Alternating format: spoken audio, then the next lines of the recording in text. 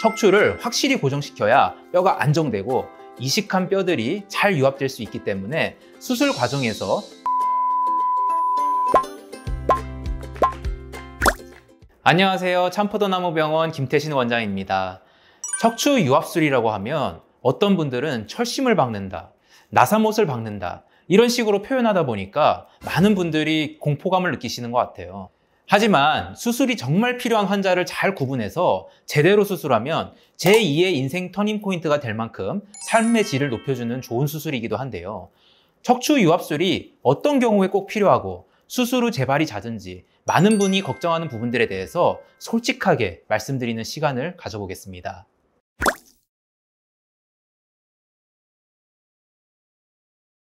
척추 유합술은 척추 뼈와 뼈 사이에 있는 디스크 수액을 제거한 후에 그 내부를 수술 과정에서 채취한 뼈와 인공 구조물로 채우고 나사로 고정하는 수술입니다. 이 수술의 목적은 연골 역할을 하는 디스크를 제거하고 뼈 의식을 통해서 두 개의 척추뼈를 하나로 합치는 것입니다. 이 수술이 필요한 이유는 불안정해진 흔들거리는 척추뼈들을 안정화시키고 길목을 넓혀서 신경으로 인한 통증, 저림 증상, 운동장애를 해결하기 위해서입니다. 척추를 확실히 고정시켜야 뼈가 안정되고 이식한 뼈들이 잘 유합될 수 있기 때문에 수술 과정에서 나사를 이용한 고정은 필수적입니다. 그렇지만 이 수술은 뼈 이식을 하고 나사못을 정확하게 삽입해야 되기 때문에 매우 정밀한 기술이 필요합니다. 따라서 고도의 기술력을 필요로 하는 수술입니다.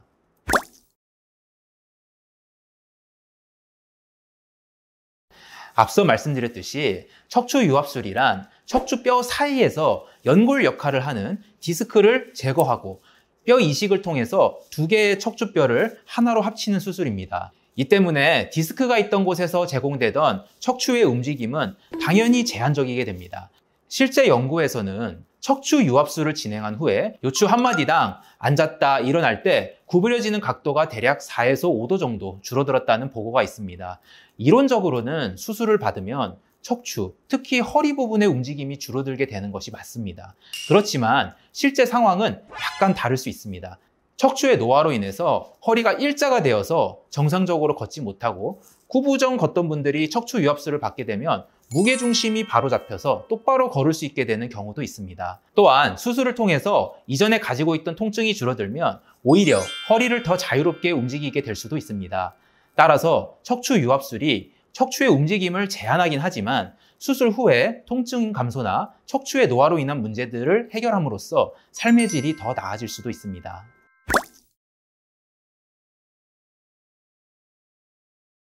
과거에는 한 마디의 척추 유합술을 진행하더라도 10에서 15cm 이상의 절개를 필요로 했고 이 과정에서 근육이 상당히 손상되곤 했습니다. 그러나 현재는 근육의 손상을 최소화하면서 절개 부위도 최소화하는 수술이 가능해졌습니다. 엑스레이를 활용해서 아주 작은 절개를 통해서 나사를 정확하게 삽입할 수 있게 되었습니다. 또한 저희 병원에서는 내시경을 이용한 척추 유합술도 많이 시행하고 있습니다. 이 기술은 가장 최근에 개발된 유합술 기술 중 하나로 1에서 1.2cm 정도의 작은 절개부 4개로 유합술을 시행하기 때문에 상처가 크게 남지 않는 장점이 있습니다.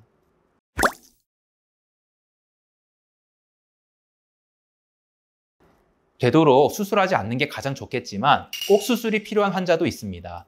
첫 번째는 척추에 불안정성이 있는 분입니다. 척추 불안정성이란 척추 마디의 움직임이 정상적인 각도를 벗어나서 과도하게 움직이는 상태를 뜻합니다. 마치 의자의 나사가 풀리면 흔들거림이 심해지는 상태와 비슷하다고 할 수 있습니다. 척추의 뼈와 뼈 사이를 잡아주는 디스크가 퇴화나 손상이 오면 척추 마디가 흔들거리기 시작하고 이것이 결국 후관절과 황색인대 같은 척추를 잡아주는 여러 구조물들의 손상과 비대증을 유발하게 됩니다. 그러면서 허리 근육과 인대들도 자주 다치게 됩니다. 특히 이런 불안정성은 앉았다 일어나는 동작, 수그렸다 펴는 동작 등 움직임이 순간 과도하게 일어날 때 증상을 더 많이 유발하게 되는데요. 나이가 들면서 척추가 미세하게 불안정해지는 것은 누구나 다 겪게 되는 과정이기 때문에 무조건 척추가 불안정하다고 바로 수술을 하지는 않지만 만약 그것이 심한 증상으로 나타난다면 가령 10분만 걸어도 걷기가 힘들다든지 뒤꿈치로 걸었을 때 도저히 걷지를 못한다든지 다리에 위압감이 느껴진다든지 극심한 통증 및 저림 증상이 사라지지 않는다든지, 허리가 내려앉는 느낌이 강하게 든다든지, 비수술적 치료로 도저히 치료가 안 된다든지 하면 수술이 필요할 가능성이 높아진다고 말씀드릴 수 있습니다. 두 번째는 추간공 안쪽과 바깥쪽으로 전체적인 협착이 심해서 신경근을 많이 누를 때입니다. 척추 가운데에서 양쪽으로 뻗어나가는 줄기 같은 신경을 신경근이라고 합니다. 이 신경근은 척추의 측면 구멍을 통해서 나가서 나무의 가지처럼 양쪽 다리와 엉덩이로 뻗어나갑니다. 이 신경이 나가는 척추 구멍이 좁아지는 상태를 추간공 협착이라고 부릅니다. 이런 경우에는 통상적인 해결 방안 중 하나는 내시경 수술로 추간공 주변의 디스크와 뼈를 제거해서 추간공을 넓혀주는 방식입니다.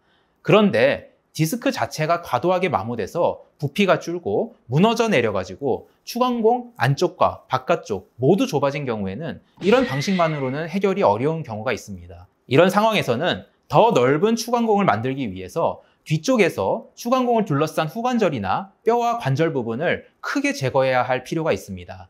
그런데 문제는 이렇게 후관절이나 뼈를 많이 제거하면 마치 의자의 나사가 풀려 흔들리는 것처럼 척추의 불안정성이 생길 수 있다는 점입니다.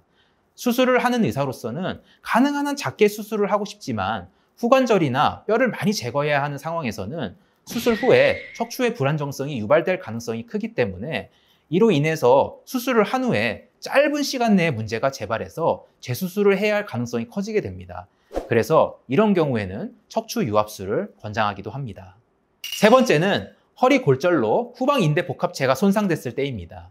스포츠 활동 중 다치거나 낙상이나 교통사고 등으로 큰 외력을 받아서 척추 골절이 생길 경우에 척추체뿐만 아니라 척추를 연결해주는 후방 인대 복합체가 손상받을 수 있습니다.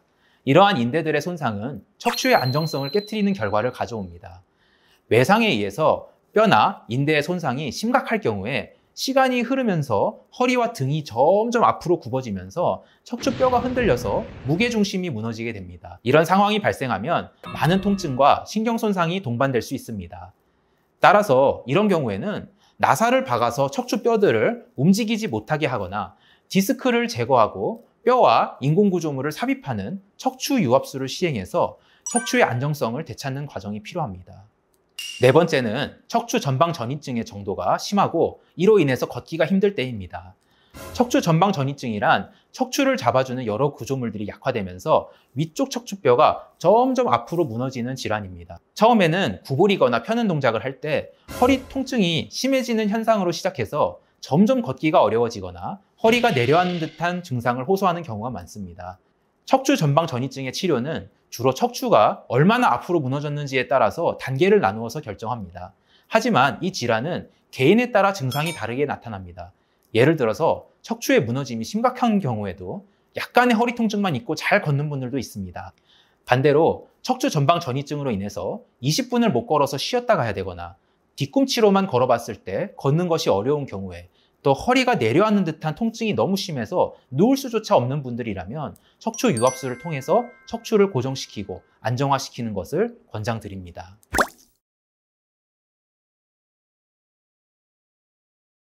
나무에 나사를 박는 것을 상상해 보면요. 나무가 약하고 벌레가 파먹어서 구멍이 숭숭 뚫려 있으면 아무리 나사를 세게 박아도 제대로 고정되지 않고 다시 빠져나올 수가 있습니다. 마찬가지로 골다공증으로 인해서 뼈가 약해진 경우에도 척추 유압술에서 사용되는 나사가 제대로 고정되지 않을 수 있습니다. 이러한 경우에는 수술 후에 허리를 움직이는 과정 중에서 나사가 뽑혀 나올 수도 있습니다. 따라서 골다공증이 심한 경우에는 가능하면 척추 유압술을 피하고 다른 수술 방법을 선택하는 것이 바람직합니다. 그러나 만약 척추 유압술이 불가피할 경우에는 나사를 고정시키기 위한 특별한 방법을 사용하기도 합니다. 그중 하나가 나사가 들어가는 부분에 인체용 시멘트를 넣고 나사를 박는 방법입니다.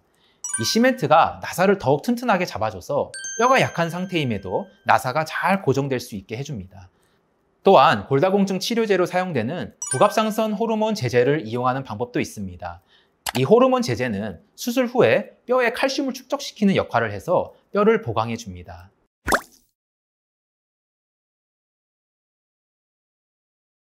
척추 유압술 후에 수술받은 부위 위쪽 디스크나 아래쪽 디스크에 문제가 재발하는 경우를 인접분절 질환이라고 합니다.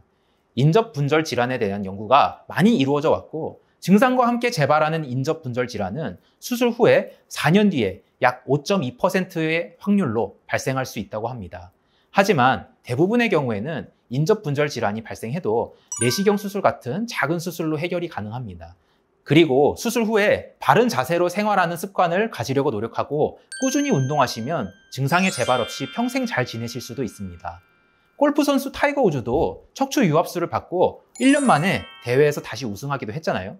오늘은 많은 분들이 두렵게 생각하시는 척추 유압술에 관해서 자세히 말씀드렸는데요. 필요한 분들에게는 정말 좋은 수술 방법입니다. 그리고 저를 비롯한 많은 의사 선생님들이 절대 수술부터 권하지 않습니다. 최대한 비수술적 치료, 시술로 치료하려고 하기 때문에 미리 걱정하지 마시고 경험과 실력을 갖춘 전문의에게 진료 받아보시길 바랍니다. 지금까지 참포도나무병원 김태신 원장이었습니다. 감사합니다.